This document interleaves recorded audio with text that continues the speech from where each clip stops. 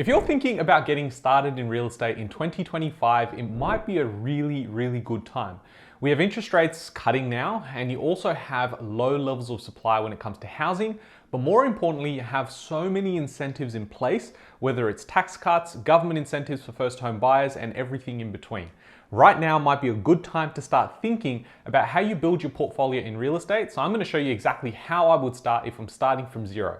If you're interested in what my thoughts are, then definitely keep watching.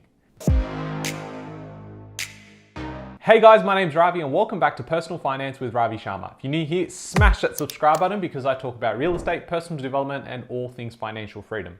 It can be really scary starting in real estate, but what I want to do is just create a bit of a framework for you to work through when it comes to your mindset as to why you might even want to be in real estate when it comes to investing. Now, some people believe that real estate shouldn't be something you invest into. And unfortunately here in Australia, a lot of Australians actually make a lot of their wealth in real estate. And the reason for that is because of a weakening Australian dollar, not just relative to the US dollar, but in general. We have so much inflation in the country and it happens every single year, which means you're effectively getting taxed a lot more on the money you make, which is why you see Australian house prices continue to go higher and higher and higher. And we've gone from a multiple of say 3 or 4 your income to now 7 to 11x your income. And this I don't think will change. And the reason for this is because you work really hard for your money. And a lot of people here in Australia have realized if I want to just keep up with just holding value in the money I earn from my job that I work 40 to 50 hours a week, I need to park it against hard assets. And a lot of people will either choose shares in a company or they'll go down the path of Australian housing. The reason Australian housing has worked so well is because we have such a limited supply of it and we are so attractive to immigrants coming into the country. We have an immigration policy that also allows for a lot of that to happen. And so what you have is this disconnect between supply and demand. So unfortunately, even if you believe that no one should invest into real estate because real estate is shelter, a lot of people are still going to do it anyway. So number one is you need to build your strategy around your why. Understanding why you even want to get into real estate is very important. You don't want to just get into it because someone says, hey, prices always go up, just buy anything. What you really need to ask yourself is, why are you investing? How much passive income do you want? And are you investing because you hate your job and you want to retire? These are the sort of questions you need to think about before you even go in to say realestate.com and say, I just need to buy anything, or listening to your parents or uncles that say you just need to go out there, get the first homeowner grant and buy this apartment because it looks really nice. And I get it, that might be the only way that you can move out, but believe me, if you were to go out and start in your 20s right now, rent vesting is going to get you there a lot faster in terms of your ultimate goals. For me personally, starting in real estate was ultimately a ticket out of the 9 to 5. I wanted to retire early. I'd seen my parents stress for years and years, same thing with my grandparents, and I saw a lot of my school friends that had their parents struggle as well. So I realized that, hey, if you're telling me I can earn this money, and if I hold that money in savings, I actually lose its value.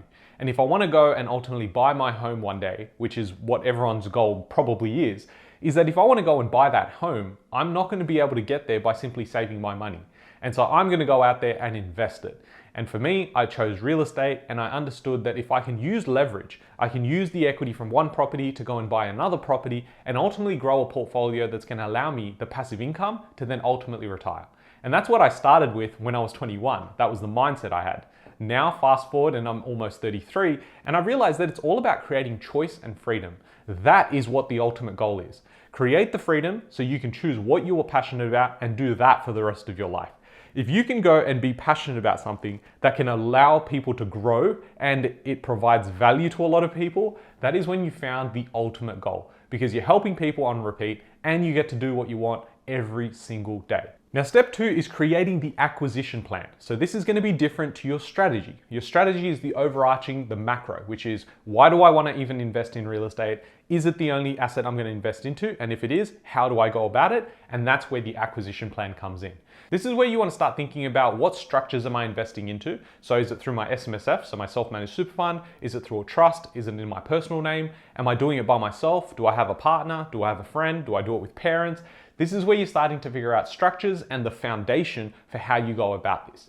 The acquisition plan also means that you're working backwards. So you're trying to figure out what the end goal looks like. So if you say, okay, I want 100K in passive income, how do I get there? How many properties would I need to be able to achieve that goal? Now that goal is going to be a running total. So if you think about 100K 10 years ago, if you said to that person who started 10 years ago, and I've pretty much been investing just over 10 years, I would go, well, 100K, yeah, that'll do the trick. But now, as we know, 100K doesn't get you too far. So that number has to keep evolving. But that's why you want to be attached to hard assets that also increase greater than inflation. Because if you get into something, and let's call it savings in a bank account, if that's growing at 3% and you know real inflation's closer to 6 or 7%, you're actually going backwards. If you get into shares and you have no leverage, unless that's growing at like 10%, you're not really making moves forward.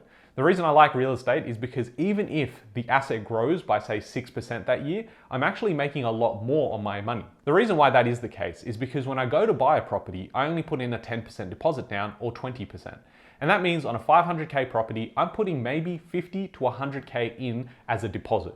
Now, if that property grows by even 5%, that 5% is not on the 100K I put in. It's 5% on the total asset value. So in this case, if it's 500K, that means 5% of that is $25,000. That means, in effect, my cash on cash return, so if I put in 100K to get that property and it grew by $25,000, I'm getting a 25% return. This is multiples on inflation and multiples on anything else if you're using that leverage. Now with the acquisition plan, this is probably when you're going to need as much help as possible. And the reason for that is you just don't know what you don't know.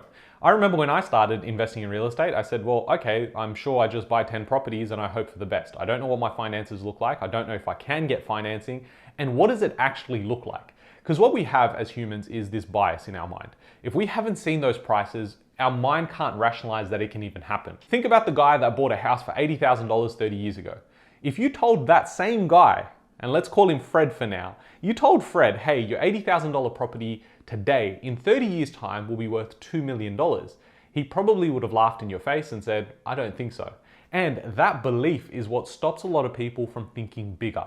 Unfortunately, that holds a lot of people back because it's our limiting beliefs that stop us from getting to those levels. And so when I say to people, look, the 500K property today is probably going to be worth 1.5 million Sunday, it still feels weird to even think about it. But for someone like myself who's gone through the cycles and I've bought property at say $200,000 that is now worth $500,000 to $600,000, I've seen it play out. And it's largely due to the fact that we have our currency being debased. So a dollar today is not what it's actually worth. It's worth a lot less in a couple of years' time. Step 3 is knowing your capacity, so get sorted with your finances. In order for you to get into real estate and actually get the benefits of real estate, you need to be able to get financing. If you can't get funding for your properties and actually use leverage to be able to do it, honestly, it's probably not worth the headache. But if you can do this well and you have the right systems in place, you can make a lot of wealth. I made a video on this channel about how you turn a 100K deposit to a $5 million property portfolio. Straight away your mind goes, I don't think so, but you should definitely go check out this video because it explains from a numbers perspective how it is actually possible. Now, granted, when it comes to finances in 2025, it is so different compared to even say 2015. You need to think about the structures and then how each bank and each lender is going to take in that income because every bank is servicing it very differently. So when they're calculating your borrowing capacity, Bank A could be giving you, say, 600K borrowing capacity, but with the same exact inputs. Lender B could be actually giving you $800,000 worth of borrowing capacity.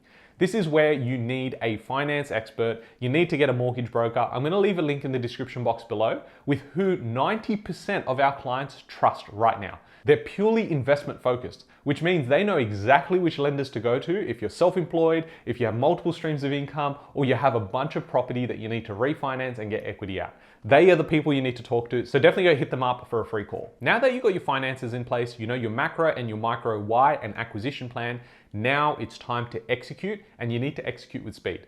A lot of people are still under this false pretense that, hey, if I go in and I want to buy a property, I can wait 3 or 4 days after I've made an offer. I can just wait. Perhaps I can negotiate a little bit. And then eventually by the end of the week, I'll go and buy a property.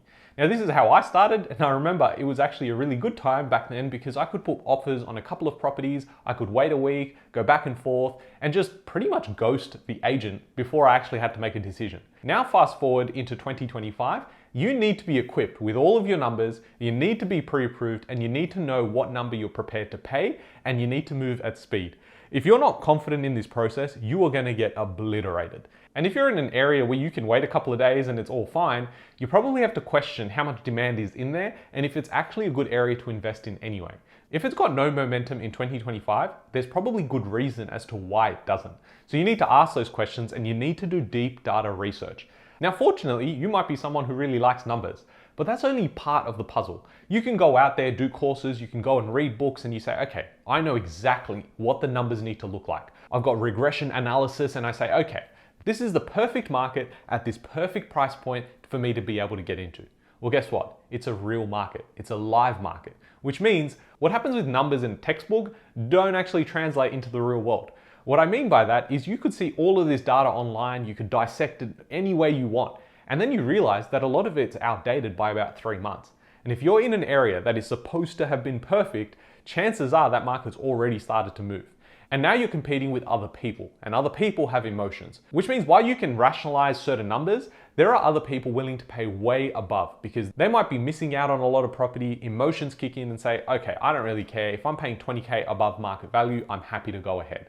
And this is where the entire structure can come collapsing down because you could go ahead and buy the wrong property at the wrong time at the wrong price. Now think about how long it would have taken you to research for that property and that market to then actually going and executing, and you go, oh, actually I can't buy in this market anyway, let me go back to the drawing board. Going back and forth in a market that's moving as fast as it is, you're going to end up missing out every single day. This is a major reason why you've seen the birth of buyer's agents, but also really good ones are getting really busy. Take us, for instance, at Search Property. We are now doing 20 to 25 property purchases every single week. To give you an idea, about 2 years ago, we were closer to about 3 or 4 a week. And the reason for that is, yes, we have a lot more demand for our services because we are having to compete with a lot more people out there. There are other buyer's agents that might not have the resources we do, which means we can get into the conversations a lot further when it comes to agents, but also sourcing a lot more off-market deals. What I often hear is people that talk to us and then say, actually, I'm just going to do this myself. I don't want to pay a 20K fee. And then they go out and they get into a market. 3 months later, they realize the market's moved by 30 or 40K, only for them to come back and say, okay, I put my hands up, let's just go and do this. So if you need help with any of that, if you just want a free call and see how the service works and what we can provide, definitely look at the first link in the description box below. You can book in a free call, you can just figure out what your options look like, get a better understanding of what we actually do, because believe it or not, Ravi doesn't spend all of his time on YouTube making videos. And step 5 is about starting, but also reviewing. This is very important because you can go out there, you can get this 1-page plan and say, okay, this is perfect. I got this from ChatGPT. I can go out there and execute this. One, numbers on paper are very different to the real world. And everyone realized this when they went to uni and then they went into the real world and you said, hey, 95% of everything I learned was a waste of time.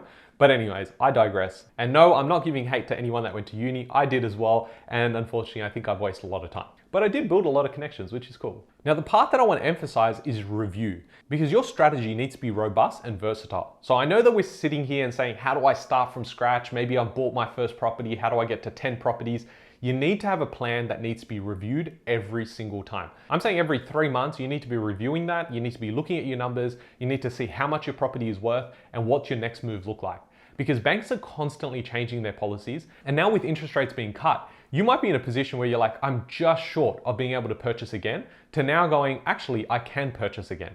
This is why I know for a fact that if you want to get to the destination you want to get to, you want to get there with a team of people who do it day in, day out. So the key takeaway from this is that yes, it can be overwhelming. It doesn't have to be. But if you are going to go and do this yourself, just realize this process does take time and there's going to be so much volatility because it's real estate. I've had so much volatility in my own personal deals, and having been through so many transactions, I still personally get really emotional about my deals because, hey, it's my money, I'm putting it in, and at the end of the day, I'm human. And that's why I focus all of my acquisitions through my team, so I'm removed from that emotion and I just purely focus on the numbers, and if the numbers make sense, I'm moving forward.